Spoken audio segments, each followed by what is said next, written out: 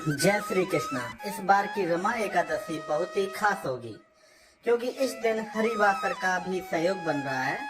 ज्योतिष शास्त्र की बात करें तो जब एकादशी तिथि 2 दिन उदय तिथि में होती है तब यह योग बनता है और इस बार ऐसा ही सहयोग है कि 27 अक्टूबर को उदय तिथि में एकादशी शुरू होगी और अगले दिन भी उदय काल में एकादशी तिथि रहेगी।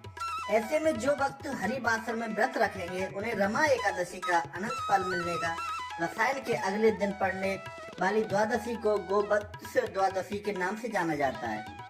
और जो भक्त इस दिन उपवास रखते हैं उन्हें गाय के दूध से बनी कोई भी वस्तु का सेवन नहीं करना चाहिए, यानी कि गाय का दूध इस दिन पूजा में या सेवन में वर्जित माना जाता है। गाय की बजाय आप भैंस के दूध का प्रयोग कर सकते हैं। माता लक्ष्मी जी के नाम पर ही इस एकादशी का नाम पड़ा है और धार्मिक मान्यताओं के अनुसार जो व्यक्ति सच्चे मन से रमा एकादशी का व्रत करता है उसे वैकुंठ की प्राप्ति होती है, साथ ही सभी तरह के पापों और समस्याओं से भी मुक्ति मिलती है।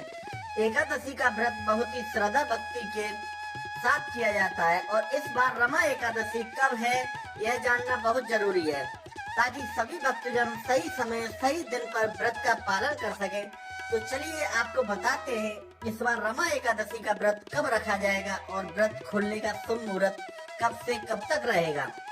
इस बार एकादशी की तिथि प्रारंभ होगी 27 अक्टूबर रविवार सुबह 5:25 से और समाप्त होगी 28 अक्टूबर सोमवार को सुबह 7:51 पर।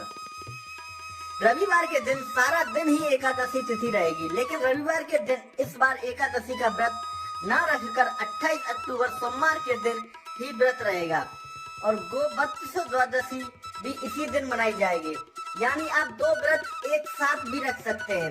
रविवार के दिन पड़ने वाली जो एकादशी है वह दशमी तिथि युक्त एक एकादशी है।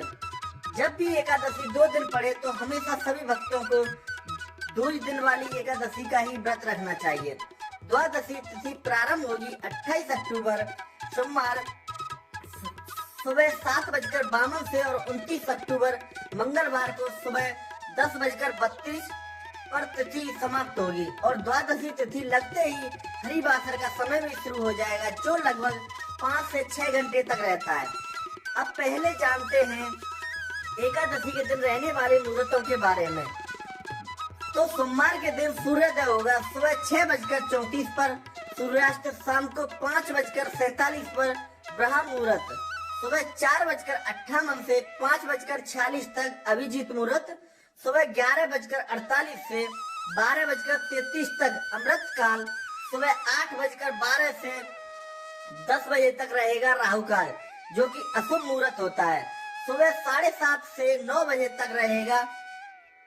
जहां तक हो सके आप सुबह की पूजा 7:30 बजे से पहले और यदि रह गए हो तो सुबह 9 बजे के बाद कर सकते हैं। राहु काल के समय में आप राहु और केतु ग्रह से संबंधित दान भी दे सकते हैं। द्वादशी तिथि यानी 29 अक्टूबर मंगलवार को सूर्योदय होगा सुबह 6:34 पर, सूर्यास्त शाम को 5:46 पर, ब्रह्म मुहूर्त सुबह 4:58 से 5:46 तक, अमृत काल सुबह 10:25 से 12:13 तक रहेगा, अभिजीत मुहूर्त सुबह 11:48 से 12:32 तक रहेगा और इस दिन राहु काल दोपहर 3 बजे से 4:30 बजे तक रहेगा। क्योंकि सोमवार को एकादशी का व्रत और गवस द्वादशी दोनों ही है तो शाम के समय गोधूली बेला में गोवत्स द्वादशी की पूजा की जाती है। गाय बछड़ों का पूजन किया जाता है, गौशाला में दीपदान किया जाता है। तो आप गोधूली मुहूर्त यानी शाम 5:39 से 6:05 के बीच में गोवत्स द्वादशी की गाय और बछड़े की पूजा कर सकते हैं।